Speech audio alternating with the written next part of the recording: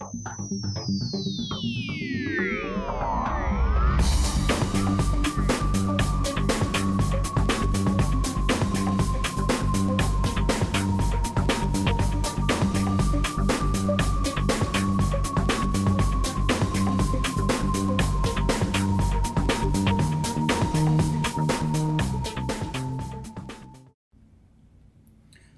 hello everybody. We are going to go ahead and get started with this session. I want to introduce our guest today, Jessica Brainard. She has a Bachelor's of Arts in Criminology and Criminal Justice from Portland State University, which she earned in 2007. She also concurrently majored and got a Bachelor's of Arts in German. She has been a Portland police officer from 2008 on. So I just wanted to welcome you, Jessica, and let's go ahead and get started. The first question that I want us to address today is, what got you interested in this field? Well, I've had a general interest in law enforcement since about high school, and I never really narrowed it down. So I continued my education, majoring in criminology and criminal justice in college. So throughout that time, I kept learning about different careers and taking classes. And I also realized that being an officer was kind of the best way to experience crime on the front lines of our criminal justice system and kind of get a variety of experience. I also, during college, volunteered as a sexual assault victims advocate for an organization called SARC, Sexual Assault Resource Center. That was a great experience. We had lots of training on sexual assault crimes and domestic violence. So I kind of got to work the victim side of what happens after those types of crimes. Also, for my internship, I was at the Domestic Violence Reduction Unit for Portland Police Bureau, and there again it was focused on domestic violence, and I got to kind of see the whole system, what victims go through in terms of court and dealing with police, and also the victim advocacy that is available to them. So my experience before actually being a police officer was primarily with victims, and although I enjoyed that just fine, I decided that I wanted to move on to maybe working with the combination of offenders and victims also. Okay. I'm wondering if you could tell us a little bit about the training process that officers go through before they get to actually get out into the field and start working. Sure. First off, we are probationary officers for 18 months from the day we get hired until that period is over. Throughout the 18 months, we first begin at our state academy, which is the Department of Public Safety Standards and Training. That lasts 4 months. It's in Almsville, but it's right on the corner of Salem. So we have to stay there during the week. You're allowed to go home on weekends, but you live in a dorm with one other person, and you have all kinds of training. You're with officers from all over the state, but primarily what you do is you get trained in firearms, the Oregon statutes. There's physical training, defensive tactics, and kind of a variety of, also driving, which is very important, and just a variety of all the things that you need to, basic skills. So we'll also do scenario training. And then after you graduate from there, it kind of depends on scheduling, but for my class, we just had about 2 weeks on the street where we're with a field training officer. And right after those 2 weeks, we ended up going to the Advanced Academy, which is an academy that's specific to Portland police officers, and also a couple Milwaukee officers, a nearby city, smaller city to Portland, also attended our academy. I don't know of any other agencies that have an advanced academy. Most other state agencies, as soon as you're done with the basic, you're on the street, and that's kind of it for the main basic training that you get before you're done. But with Portland, it's a very unique city. We also have our own city code of laws, so there's a lot of things to learn. They also have different standards than the Department of Public Safety. So we have to, again, we're doing firearms, we're doing driving, we're doing defensive tactics, and review of the laws. The other thing to talk about during the 18 months is that you are in the Field Training Education Program, or FTEP. And basically, there are 5 phases of training that you go through, and you're assigned a field training officer throughout the whole process. So phase 0 lasts about 2 weeks, and your coach, the field training officer, will do most of the work, and that's just a time for you kind of to observe and see everything they do. And then it progresses through each phase, and each phase lasts about 4 to 5 weeks, depending on maybe, it's how your coach evaluates your progress. So it could be shorter, it could be longer, but basically each phase you are responsible for a little more. So maybe phase 1, you're going to be driving, you're responsible for geography, or maybe your coach is going to start making you be responsible for responding on the radio, and you just progress until the last phase, or the second to last phase, 4. The last 2 weeks your coach is in plain clothes, meaning they don't wear a uniform and you wear a uniform. So it's also known as shadow phase, so that on the street you respond to everything without the help of your coach. Your coach is just observing. So if you need additional backup or anything else, you're responsible for calling that, and you don't count your coach as being on your call, as being an officer on your call. And then if you pass that phase, then you're by yourself in phase 5. And so you're by yourself in your own car, but you still have your field training officer evaluating you, writing reports and checking in with other officers on how you're doing on calls and that kind of thing. So, and then once the 18-month period is over and you successfully complete both academies and the FTEP program, then you are a permanent employee. So, and basically after that, all officers are responsible for completing 84 hours per every 3-year period. Okay, it sounds like a pretty extensive training process. Yes. And that you get a lot of support throughout that. Mm-hmm. I'm wondering if you can tell us a little bit now about your current position and duties. Sure.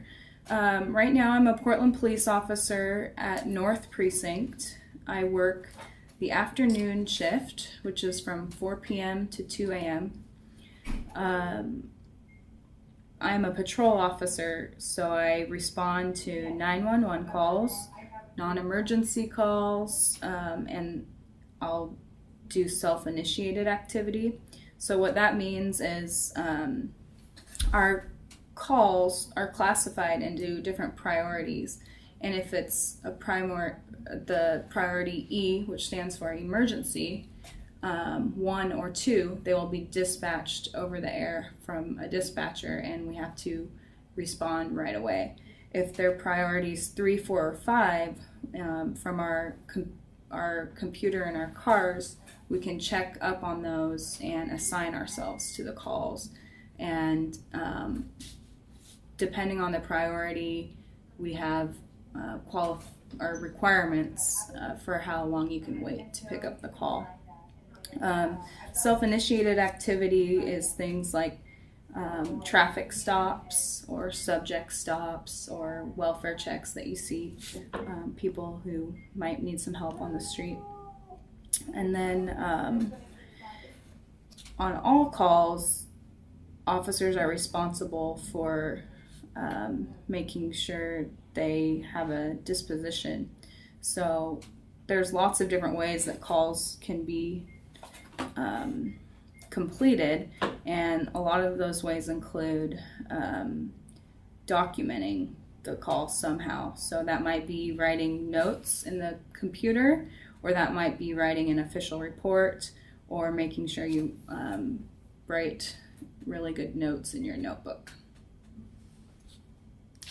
Okay, I'm wondering if you can give us a kind of a sense of what your day-to-day activities look like. A lot of people have difficulty imagining on a day-to-day basis what a police officer does, and so I'm wondering if you can kind of give us an idea of what a typical day would look like for you.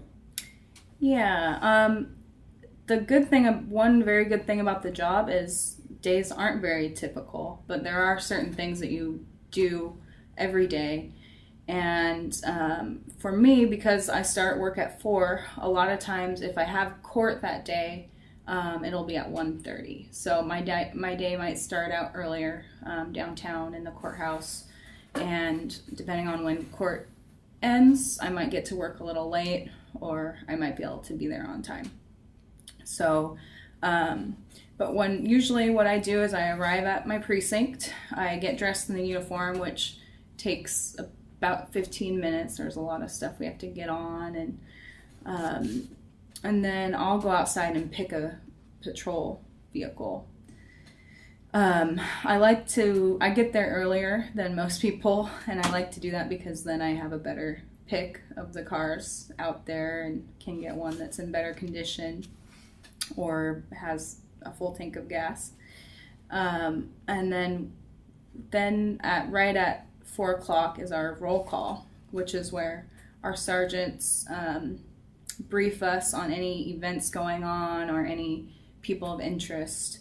And then we're also given our assignments where we're working that day. Then we're released from roll call, and the first thing you need to do is check if any day officers, the shift prior to our shift, needs relief, or if you have any calls holding in your area of responsibility or your district.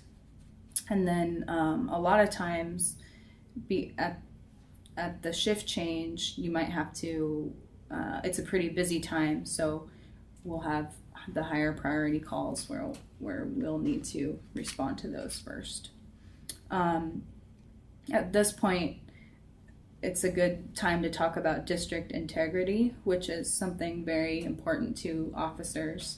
And what that means is you need to be constantly aware of what's going on in your district and making sure that you complete all of the calls and anything going on in your district. And that also might mean when you're thinking about doing self-initiated activity, looking around to make sure other people around you are free or aren't stuck on calls.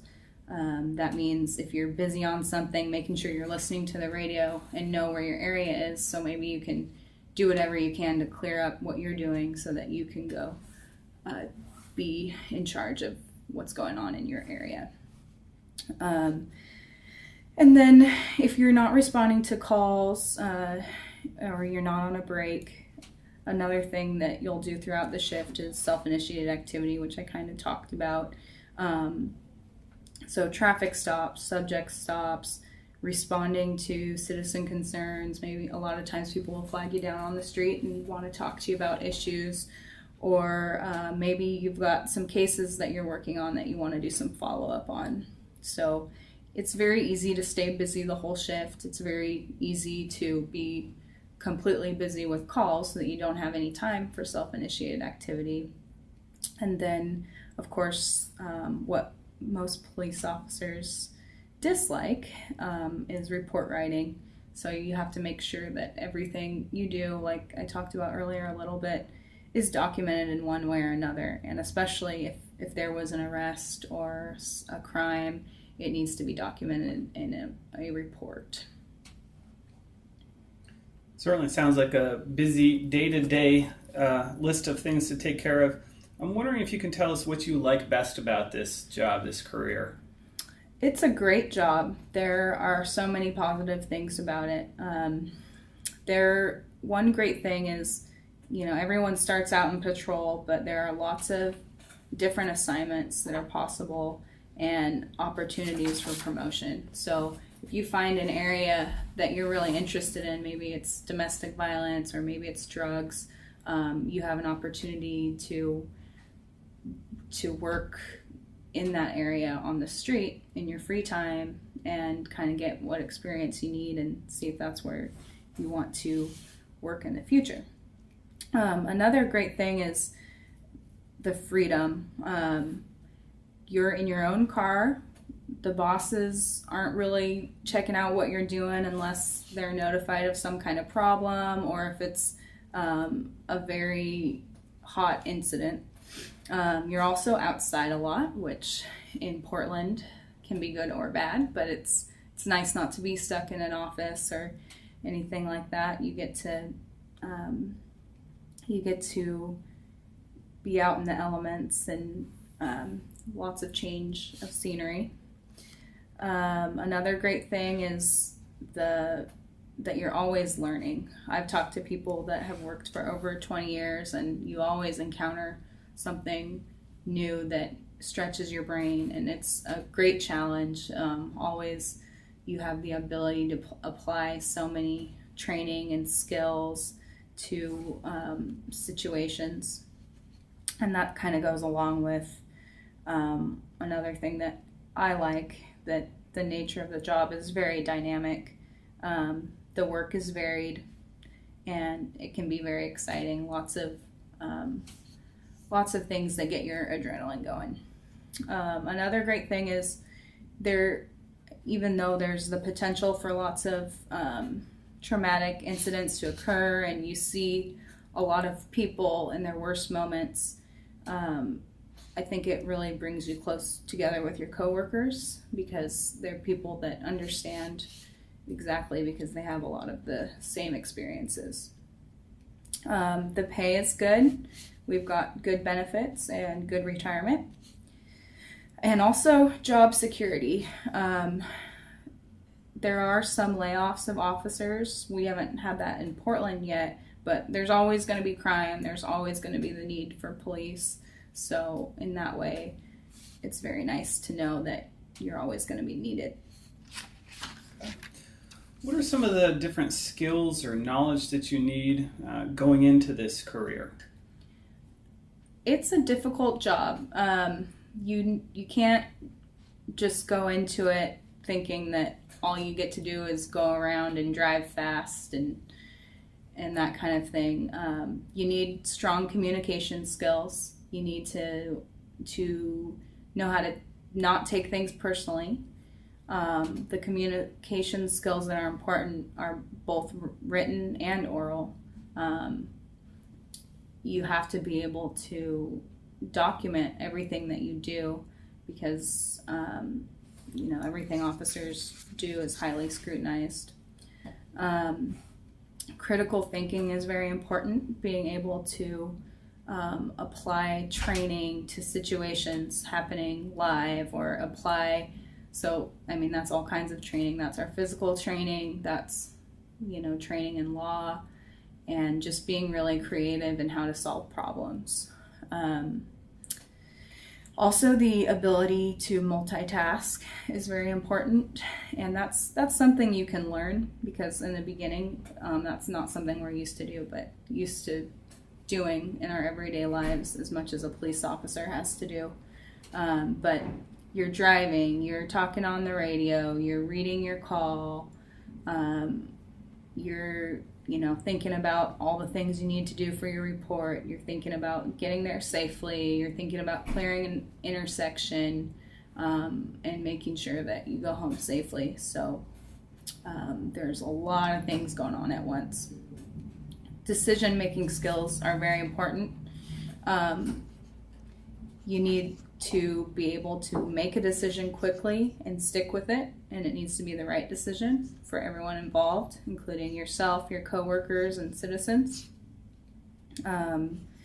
Another thing that's very important that seems like it would go without saying is professionalism and maturity.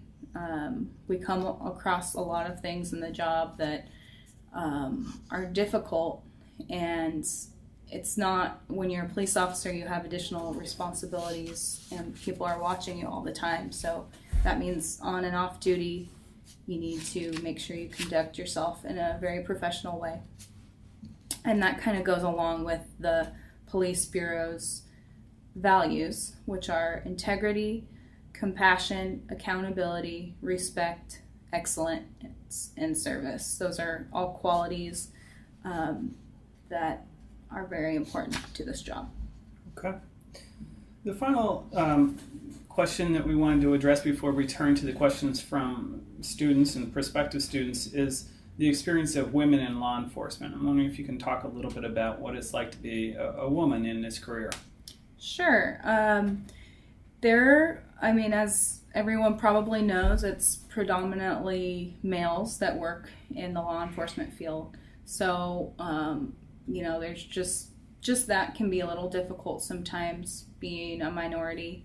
But the first thing that comes to mind when I think about what do I have to do differently than my male counterparts is probably due to my size. Because I feel that because of my size, people don't automatically look at me and just listen to everything I say. So I need to make sure the content of what I'm saying and my communication skills are adequate to get people's respect.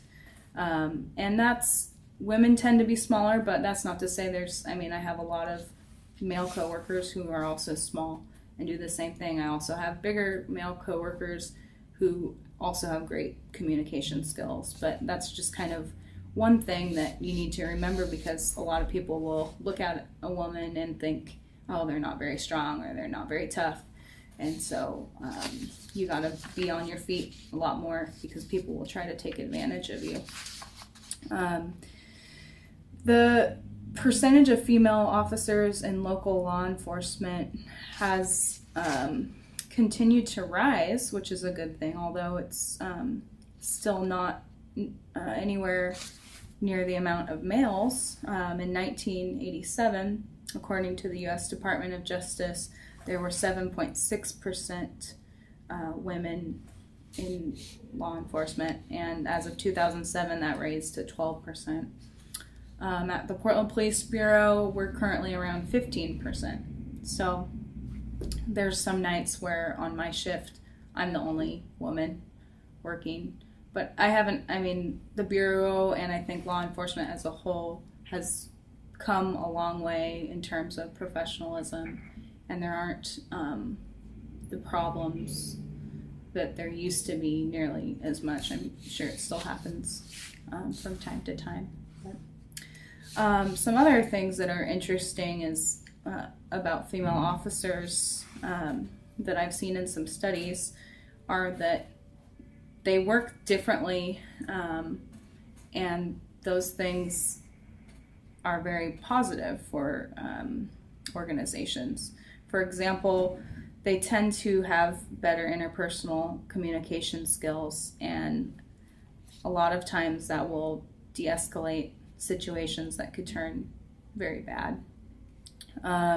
They also have lower rates of use of excessive force, lower rates of officer-involved shootings, and lower rates of citizen complaints.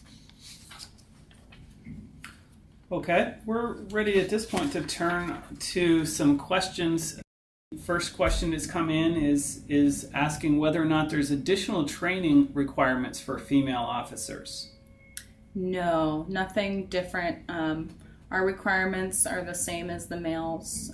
They're all very doable. They're not outrageous requirements at all. Any officer who needs additional training can get it if they're struggling in an area, but it doesn't matter if you're a male or female. What were the physical standards to start in your area, start a job in policing for the Portland Police Bureau? And are there age limits that are placed on joining this career? There are age limits. I can't think of it on the top of my head, but it is on our Portland Police Bureau website. I want to say it's around 45 or something. But as far as the physical requirements, you have to pass a test called the ORPAT, which is an obstacle course that you have to run 5 times. It lasts around 4 to 5 minutes typically. You're supposed to finish it in under 5 minutes to pass. And, it's important to be in good physical shape, but it's not something that you'd have to be an Olympian to be able to pass. It's a pretty simple, standard requirement. Okay. Was there any kind of training that you did to prepare for the PAT? Just making sure you're in shape in some way. That means just doing something. I play soccer and run, and so that helped me. Maybe lifting weights. Anything that you do physical will prepare you for that. Okay. When you were preparing for the testing to get into law enforcement, was there anything that you read or searched on the internet that helped you prepare for the testing? Yeah, for the written test, there is a guide online with just kind of some practice questions and what kind of things you're going to see on the test. That's helpful to go through just to get an idea of what the written test is going to entail. There's also hiring workshops that the Bureau puts on that there's one officer assigned to the personnel division who will have a workshop just kind of talking about the whole process and answer any kind of questions people might have. Okay. I'm wondering if there's any sort of promotional benefits if you have a bachelor's degree. So does it increase your base pay at all if you have a bachelor's degree? Or does it make it easier to get a job in law enforcement if you have a degree from a university? I do believe that's something that the people hire in the hiring division or the personnel division are very interested in seeing. I think you will have a lot easier time if you have a degree getting hired. Yeah, and that looks very good for promotions. You don't get paid extra for having a bachelor's degree at our organization, but different ones I've noticed in Oregon, there is incentive pay for having a degree or speaking another language. Unfortunately, at this time, Portland doesn't have that. Okay. What are some of the expectations once you're in law enforcement as an officer? What are some of the expectations with regard to education or experience in terms of advancing to higher levels in the agency? I think depending on where you want to go, most people who promote at all have at least a bachelor's degree. But if you're looking for the higher command levels, like lieutenant or commander or the chief's office, it's definitely beneficial to have more educational experience, a higher degree, and that kind of thing. All right, well, I think that's our last question. Thank you. Okay, thank you.